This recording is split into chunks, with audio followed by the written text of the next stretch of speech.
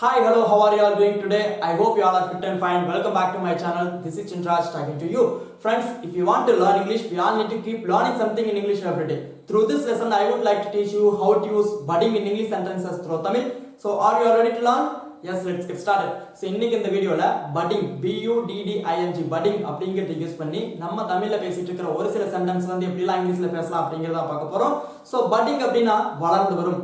இப்போ நம்ம வந்து தமிழ்ல பேசும்போது அவர் வளர்ந்து வரும் சிங்கர், நீங்க வளர்ந்து வரும் டான்சர், நான் வளர்ந்து வரும் பிசினஸ்மேன். நம்ம ஸ்டார்டிங் ஸ்டேஜ்ல இருக்கும்போது வளர்ந்து வரும் பிசினஸ்மேன், வளர்ந்து வரும் ஆக்டர், வளர்ந்து வரும் டைரக்டர், வளர்ந்து வரும் டான்சர், இப்படி எல்லாம் நம்ம தமிழ்ல வந்து டே டு டே லைஃப்ல நிறைய சென்டென்சஸ் பேசிட்டு இருக்கோம் இல்லையா? சோ அத வந்து இங்கிலீஷ்ல பேசறதுக்காக தான் budding அப்படிங்கறது யூஸ் பண்ணி நம்ம சென்டென்சஸ் மேக் பண்ண போறோம். சோ இப்போ ஸ்ட்ரக்சர் தென் எக்ஸாம்பிள்ஸ் எல்லாம் பாக்கும்போது நீங்களே வந்து ஓன் ஃப்ரேஸ் சூப்பரா மேக் பண்ணுவீங்க.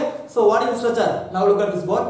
First you need to write subjects. So what are the subjects? I, we, you, they, he, she, it, any boy name or any girl name, plus am, is, are in present tense, was, were in past tense, will be in future tense, plus budding. Budding அப்படினா வளர்ந்து வரும், budding plus noun. So once again subject plus am, is, are in present tense, was, were in past tense, plus budding plus noun.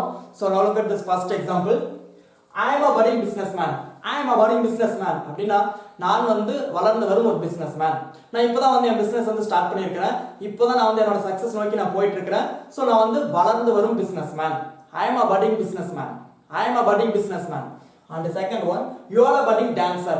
நீங்க வந்து இப்போதான் வந்து dance கத்துக்க ஆரம்பிச்சிருக்கீங்க அப்படின்னா நீங்க வந்து வளர்ந்து வரும் டான்சர். ஸோ அதை வந்து இங்கிலீஷ் சொல்றதுக்கு you are a budding dancer. You are a budding dancer. And the next one, he is a budding leader. He is a budding leader அப்படின்னா அவர் ஒரு வளர்ந்து வரும் தலைவர். இப்போதான் அவர் வந்து தலைவர் ஆயிருக்கிறார், இன்னும் அவர் வந்து கிரேட் லீடர் ஆகல. ஸோ அவர் வந்து ஸ்டார்டிங் ஸ்டேஜில் இருக்கிறாரு, வளர்ந்து வரும் லீடர்னு சொல்லுவோம். ஸோ அதை தான் வந்து இங்கிலீஷ் சொல்றதுக்கு he is a budding leader. He is a budding leader. And the next one, she is a budding singer. She is a budding singer. அவள் வந்து இப்போதான் வந்து பாடகியா வந்து வளர்ந்து வந்துட்டு இருக்கிறா. இப்போதான் வந்து அவர் ஸ்டார்டிங் ஸ்டேஜில் இருக்கிறா. ஸோ அவள் ஒரு வளர்ந்து வரும் பாடகி. She is a budding singer. She is a budding singer.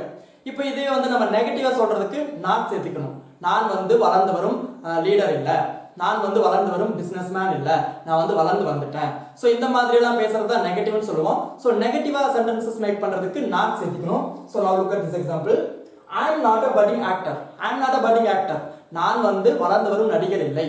அப்படின்னு என்ன அர்த்தம்? நாம வந்து வளர்ந்து வந்துட்டோம் அப்படின்னு அர்த்தம். நம்ம வந்து கிண்டலா கூட சொல்லுவோம், நான் வந்து வளர்ந்து வரும் நடிகர் இல்ல உன்ன மாதிரி.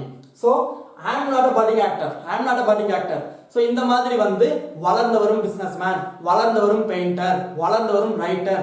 சோ இதெல்லாமே நீங்க நவுன் மட்டும் சேஞ்ச் பண்ணி ஓன் ஃப்ரேசஸ் நிறைய மேக் பண்ணீங்கன்னா budding அப்படிங்கிறது ரொம்ப யூஸ்ஃபுல்லா இருக்கும். So thank you for watching this lesson. I'll see you soon again some other interesting lesson. Until then, bye bye. Take care.